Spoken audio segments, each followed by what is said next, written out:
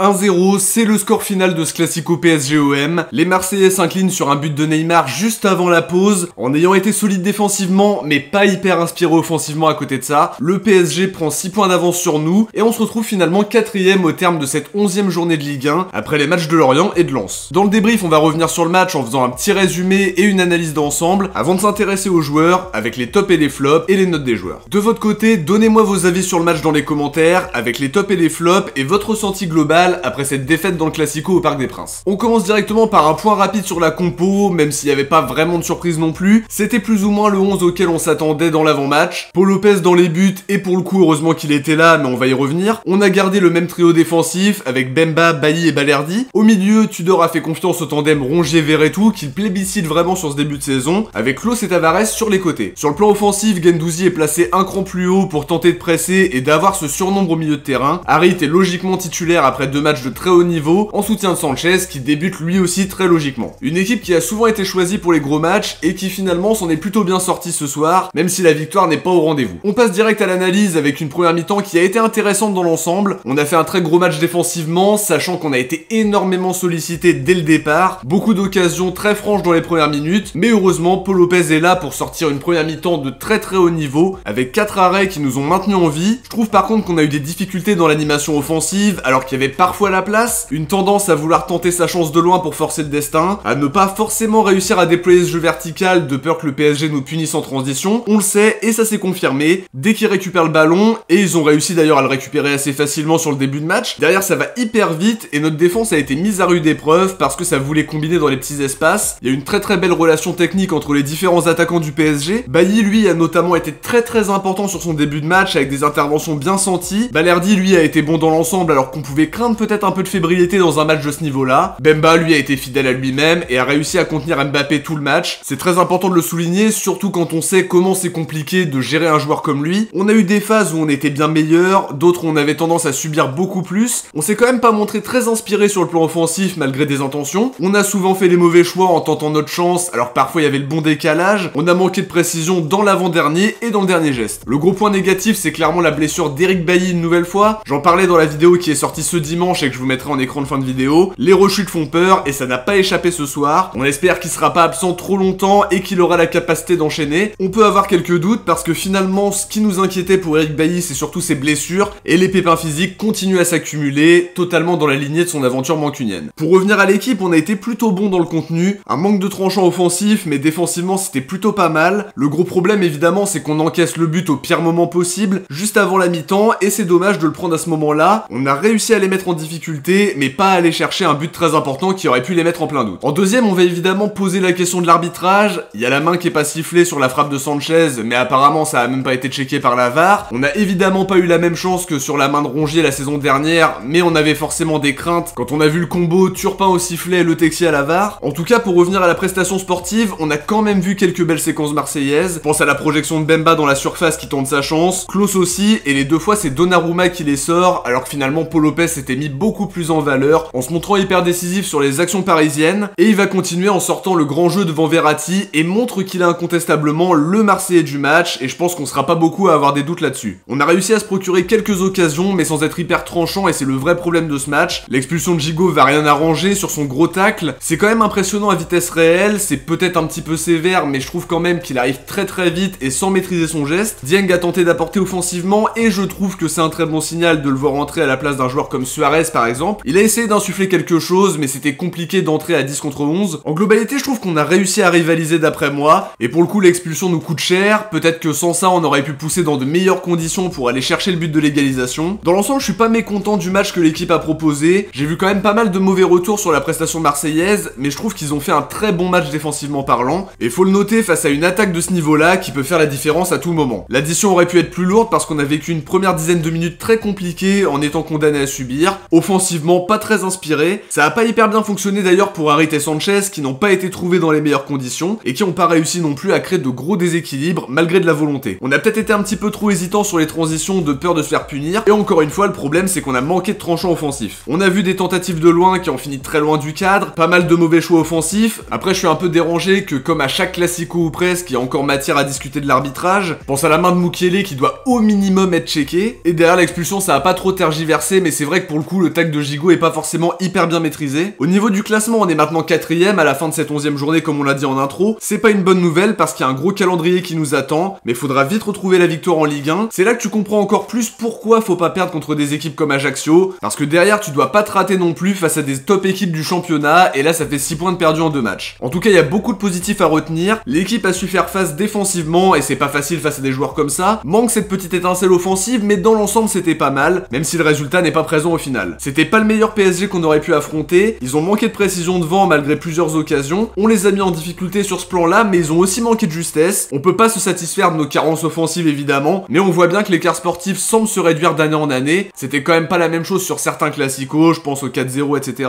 Preuve que ça bosse quand même bien au niveau de la direction de l'OM, alors que l'écart financier continue de s'accroître. Faut retenir le positif et continuer à progresser en tant qu'équipe pour être capable de faire des gros matchs défensivement, ok, mais aussi offensivement, parce que sans ça tu peux pas marquer, c'est logique. On enchaîne sur les tops et les flops. Paul Lopez fait logiquement partie des tops avec un grand nombre d'arrêts décisifs. Il a été énorme alors qu'on a été hyper sollicité. Il confirme son très bon début de saison avec un match référence. Bemba a aussi sorti un très gros match en étant capable de contenir Mbappé. On sait l'enfer que ça peut être, et l'enfer c'est lui qui lui a fait vivre pendant 90 minutes en étant hyper solide derrière et capable de sortir de sa défense pour faire progresser le jeu. Balerdi a été très bon ce soir encore, il confirme son statut de titulaire indiscutable avec un match de très haut niveau face à un adversaire très ambitieux évidemment. Guendouzi lui a fait un gros match au milieu, toujours très actif, capable de mettre de l'impact. Je l'ai trouvé très bon perso, mais c'est pas une surprise. Parmi les déceptions entre guillemets, on peut citer Harit et Sanchez qui n'ont pas réussi à se montrer impactants. L'animation offensive était en grande difficulté, on l'a dit et répété, et finalement ils n'ont pas été assez trouvés, et quand c'était le cas, ça manquait de précision et de justesse dans la dernière passe et dans le dernier geste. L'entrée de Gigot n'est pas réussie, ne serait-ce que par son expulsion, ça nous met en difficulté de terminer à 10 contre 11 alors qu'on doit aller chercher l'égalisation, et pour le coup il arrive vraiment très rapidement, à pleine puissance, et c'est pas forcément maîtrisé. Malheureusement on termine à 10 contre 11, et ça a changé énormément de choses d'après moi. On passe aux notes, 10 pour Paul Lopez qui a fait un match de très haut niveau, en se montrant décisif pour nous empêcher de couler alors que les actions parisiennes se multipliaient, notamment dans les 10 premières. À part faire un clean sheet, je vois pas comment il peut faire un meilleur match. 9 pour Bemba qui a fait un match taille patron, il a totalement contenu Mbappé sur son côté en étant toujours très solide, régulier sur 90 minutes, mais aussi capable de bien ressortir les ballons et de se projeter parfois. Pas de note pour Bailly qui est sorti sur blessure, qui a été très bon sur le début de match avant de malheureusement rechuter physiquement. 7,5 pour Balerdi qui a fait un très bon match derrière, il a su rivaliser contre une attaque 5 étoiles et confirme son statut de titulaire. 5,5 pour Klose qui a été disponible, assez juste dans ce qu'il a tenté sauf à la dernière passe, c'était pas non plus hyper tranchant mais c'est pas non plus un flop ultime. 4,5 pour Tavares qui lui montre un jeu de plus en plus stéréotypé, de plus en plus lu facilement et anticipé par les adversaires, surtout une succession de mauvais choix et un jeu assez brouillon. 5,5 pour Verretou qui a fait une première mi-temps intéressante avec une bonne entame de match, mais qui disparaît au fur et à mesure du match. 6,5 pour Rongier qui a été au rendez-vous, qui a fait le boulot au milieu avec une grosse activité, ça nous a permis de prendre l'ascendant sur certaines situations, mais fallait aussi tenter de pas trop s'exposer quand Paris était en transition. 5 pour Harit qui n'a pas été très inspiré ce soir, pas toujours idéalement trouvé non plus, il a eu du mal à impacter offensivement, et à côté de ça, c'est lui qui perd le ballon sur l'action du but de Neymar. 7,5 pour Guendouzi qui a fait un très bon match comme on l'a dit, une importance qu'on présente plus au milieu de terrain, il est à l'origine de la grosse pression qu'on a mise en début de match et n'a jamais arrêté d'harceler les milieux parisiens. 5 aussi pour Sanchez qui est bien entré dans son match, qui a proposé pour apporter des solutions, mais qui n'a pas réussi à se montrer dangereux. Sur le banc, pas de note pour Bamba Dieng qui a joué une quinzaine de minutes en tentant de se rendre disponible et en essayant d'aller chercher l'égalisation. Ça aura manqué d'occasions franches, mais à 10 contre 11, c'était pas évident. Pas de note non plus pour Hunder qui n'a pas su faire la différence à son entrée, en manquant de précision sur ses frappes notamment, même s'il a tenté d'apporter quelque chose. Gay et Caboret se sont plutôt bien intégrés au collectif, mais sans pouvoir faire de miracle. Gigot lui, c'est quand même assez compliqué de mettre une note, mais c'est sa deuxième expulsion cette saison. Ça nous aide vraiment pas, parce qu'on termine à 10 dans un match où c'était peut-être possible de rêver de mieux si on avait su mettre ce petit coup d'accélérateur, et avec un joueur en moins c'est quand même moins facile. Donc je vais pas le noter pour le coup parce que c'est très compliqué de poser un chiffre à ce niveau là. Avant de se quitter, on va découvrir qui vous avez élu comme Marseillais du match Sporting OM, et pour le coup il n'y a pas de réelle surprise parce que c'est Amin Harit qui arrive en tête avec 86% des voix, devant Guendouzi et Sanchez qui se neutralisent avec 6% chacun. Le sondage pour PSG-OM est maintenant dispo dans l'onglet communauté, n'oubliez pas d'aller voter pour votre Marseillais du match. De notre côté les amis, on arrive à la fin de cette analyse, j'espère que ça vous a plu. Si c'est le cas, n'oubliez pas de mettre le petit pouce bleu pour soutenir la chaîne, ça l'aide beaucoup dans son référencement. Également à vous abonner en activant la cloche pour suivre l'actualité de l'OM avec moi à 100% sur la chaîne. On se retrouve très vite pour une prochaine vidéo. Ciao, portez-vous bien et surtout allez l'OM.